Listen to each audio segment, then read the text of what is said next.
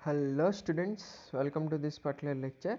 तो इस लेक्चर में हम what are the different classification of magnetic materials and then what is the origin of their particular magnetic properties देखने की कोशिश करेंगे। So classification of magnetic materials. So on the basis of their behavior in external fields, Faraday classified the various substances into three categories. The first and foremost thing is nothing but diamagnetic substances, and the second one is paramagnetic substances, and the third one is ferromagnetic substances. So एक के बाद एक का definitions क्या है हम differential form में देखेंगे, इसका मतलब compare करके देखेंगे क्या है। सबसे पहले देखेंगे diamagnetic substances क्या होते। So diamagnetic substances are those which develop feeble magnetism, that means very weak magnetism in the opposing direction of the magnetizing field. तो अगर हम बाहर का एक मैग्नेटाइजिंग फील्ड में रखा तो they will develop a very weak magnetization in the direction opposite to the direction of the magnetizing field. And the second point is that such substances are feebly repelled, that means very weakly repelled by magnets, and tend to move from stronger to weaker parts of the magnetic field. तो examples क्या होते हैं diamagnetic substances के लिए। Examples of diamagnetic substances are bismuth, copper, lead, zinc, tin, gold, silver, nitrogen at standard temperature pressure STP, water, sodium chloride etc. तो basically diamagnetic substances क्या होता है, अगर बाहर का मैग्नेटिक फील्ड में रखा तो इसमें बहुत वीक मैग्नेटिज्म डेवलप होने वाला है, वो भी opposite direction of the magnetizing field, और इसके वजह से वो क्या होते हैं, बहुत वीकली रिपेल होने वाला है। सो अब देखेंगे पैरामैग्नेटिक सब्सटेंसेस क्या होते हैं। Paramagnetic substances are those substances which develop feeble magnetism in the direction of the magnetizing field. इसका मतलब अगर हम एक पैरामैग्नेटिक सब्सटेंस लेके एक मैग्नेटिक फील्ड में रखा तो क्या होने वाला है, इसमें बहुत वीक मैग्नेटिज्म डेवलप होने वाला है। एंड किस डायरेक्शन में डेवलप होते हैं वो, in the direction of the magnetizing field.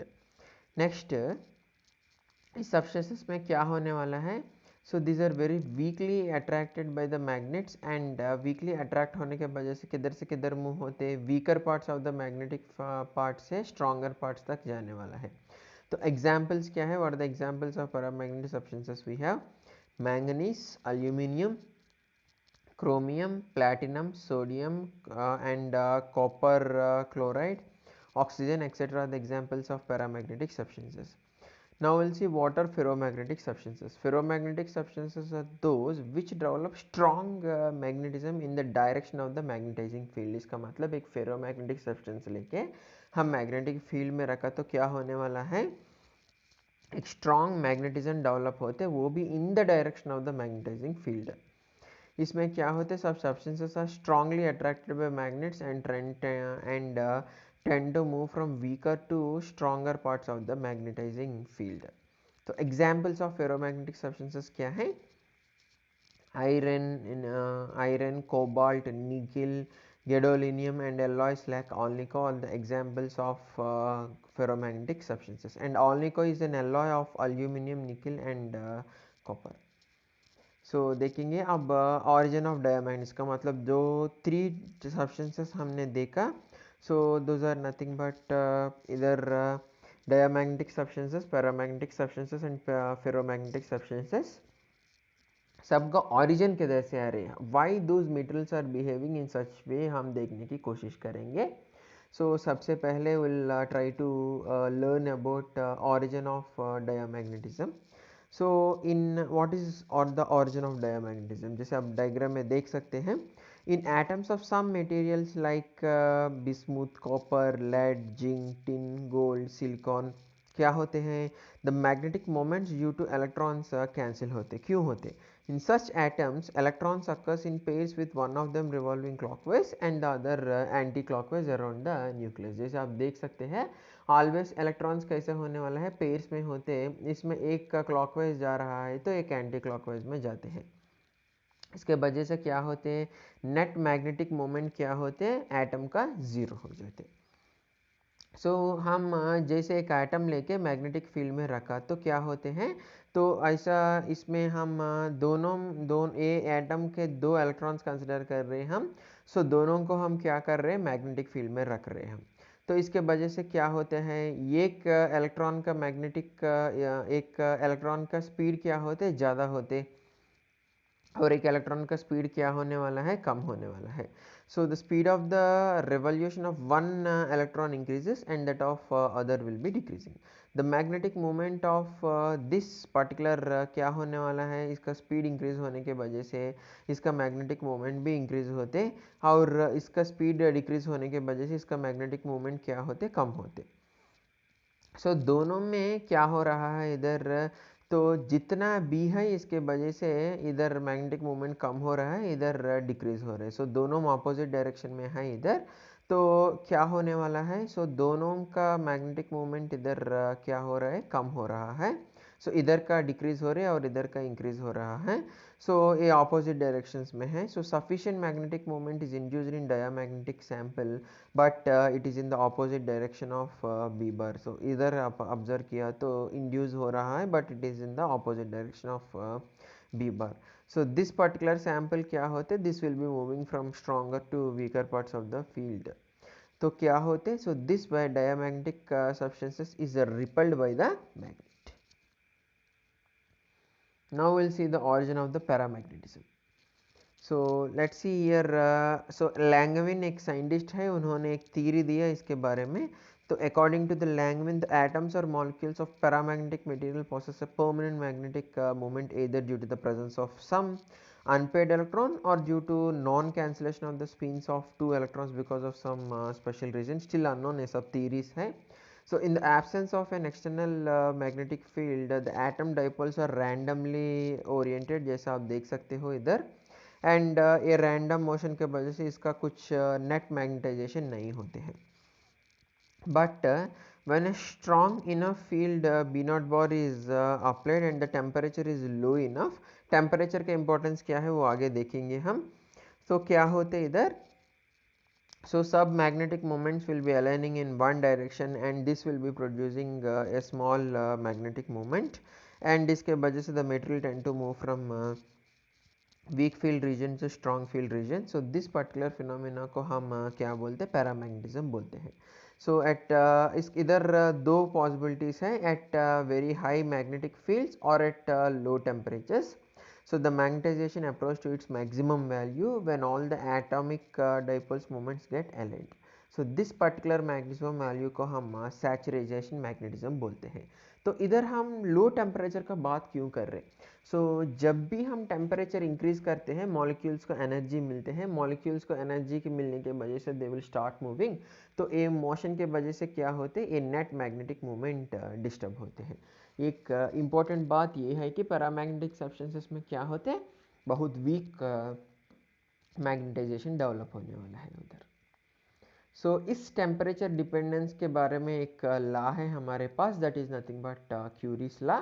तो क्या बोल रहे क्यूरीज लॉ हमको, the magnetic susceptibility of a magnetic substance is inversely proportional to its absolute temperature. तो susceptibility is inversely proportional to absolute temperature.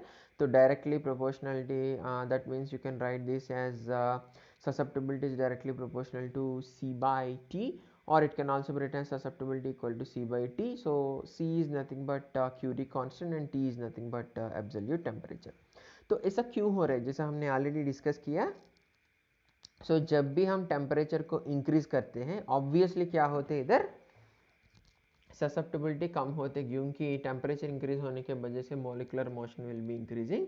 So due to increase in molecular motion the net magnetism क्या होते, decrease होने वाला है. So you can conclude that on increasing temperature the magnetic susceptibility of paramagnetic materials decreases and vice versa. मगर ये जो law है हमारे पास, so that cannot be directly applied to ferromagnetic substances. We have a whole different approach for that will see in the further slides. तो origin of ferromagnetic material क्या है, सो ferromagnetism जो प्रॉपर्टी है इसका ऑरिजिन किधर से आते हैं. So there is a theory in support of it, that is nothing but domain theory. तो वीस बोले एक साइंटिस्ट है, उन्होंने ये बता दिया कि वीस explain ferromagnetism on the basis of his domain theory in materials like iron, nickel, cobalt. तो इसमें क्या होता है, individual atoms are associated with large magnetic moments. तो the magnetic moments of neighbouring atoms interact with each other and align themselves spontaneously in a common direction. तो group group जैसा होता है. तो इसको एक माइक्रोस्कोपिक रीजन्स में ऐसे अलाइन होते हैं. तो इंडिविजुअली एक एक ग्रुप हो रहा है. So that is called as a domain. So अब क्या होते हैं, so each domain has a typical size. तो इसका जो एक एक डोमेन का typical size is nearly 1 millimeter and contains about 10 to the power of 11 atoms. तो each domain possess a strong magnetic moment. But क्या होते हैं, तो in the absence of an external magnetic field, these domains are randomly distributed so that the net magnetic dipole moment क्या होता है, net magnetic moment is 0. So when A ferromagnetic material को हम लेके मैग्नेटिक फील्ड में रखा तो क्या होने वाला है, all domains align themselves along the direction of the field, and this leads to the strong magnetization of the material along the direction of the field. So that is the reason why ferromagnetic substances are strongly attracted by magnets, and this alignment of domains may occur in two ways. So ये alignment होने के लिए दो possibilities है हमारा. So first possibility क्या है, so that is nothing but displacement of the boundaries by the domains. तो क्या होते हैं इसमें, तो जब एक एक्सटर्नल मैग्नेटिक फील्ड वीक है, तो जैसे इधर देख सकते हैं वीक होने के वजह से domains align in the direction of B not grow in size, while so opposite क्या होते हैं, कम होते हैं.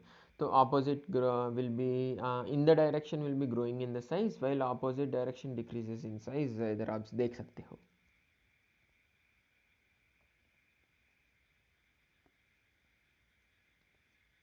सो हमारे पास एक और थ्योरी है.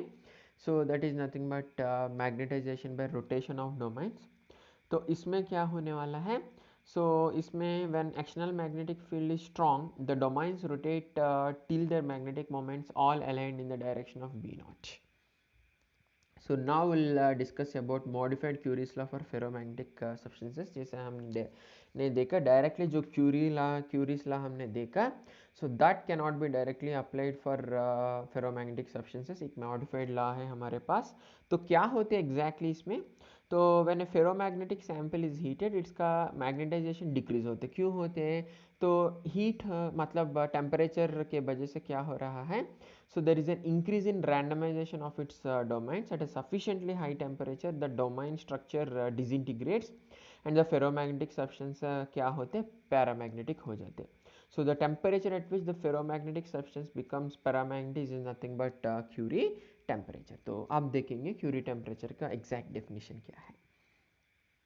So the temperature above which a ferromagnetic material behaves like a paramagnetic material is nothing but Curie temperature. The minimum temperature at which the ferromagnetic substance is converted into paramagnetic substance is defined as Curie temperature.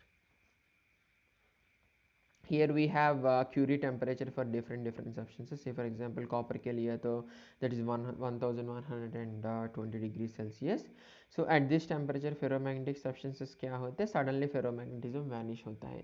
जैसा cobalt के लिए kelvin में हम ले सकते हैं, that is 1394 iron का और निकिल का. So different materials का different temperatures होते हैं. So and so there is one more law related to it, that is nothing but जैसे हमने देखा that is nothing but modified Curie's law. ये modified Curie's law को Curie-Weiss law बोलते हैं हम. So Curie-Weiss law इसलिए बोलते हैं कि Curie and Weiss together gave this law. तो Curie and Weiss law क्या बोल रहे हैं हमको, at temperatures above Curie temperature, the magnetic susceptibility of ferromagnetic materials is inversely proportional to the difference of the absolute temperature and the Curie temperature. तो इसको हम एक और मेथड में कैसे बोल सकते हैं, the susceptibility of a ferromagnetic substance above the Curie temperature is inversely proportional to the excess of temperature above the Curie temperature. Excess of temperature above the Curie temperature का मतलब क्या है, that is T minus Tc. तो susceptibility is inversely proportional to T minus Tc. So here susceptibility will be equal to C by T minus Tc, where Tc is nothing but Curie temperature. जैसे इधर inversely proportional graph भी देख सकते हैं हम. So different materials का Curie temperature Kelvin में है. कोबाल्ट के लिए 1394 है, आयरन के लिए. जैसे आप सम सब्सटेंसेस है that is nothing but gadolinium, so that is 317 kelvin. And nickel के लिए दैट इज़ 631 केल्विन. ये टेम्परेचर हमको होना बहुत इंपॉर्टेंट है, इसलिए है कि by knowing this temperature we will exactly know at what temperature the material properties is going to change. जैसे आप प्रैक्टिकल एप्लीकेशंस में देखा तो ट्रांसफार्मर देखते हैं हम. सो ट्रांसफार्मर क्या, it's a very strong magnetic materials use करते हैं अंदर हम.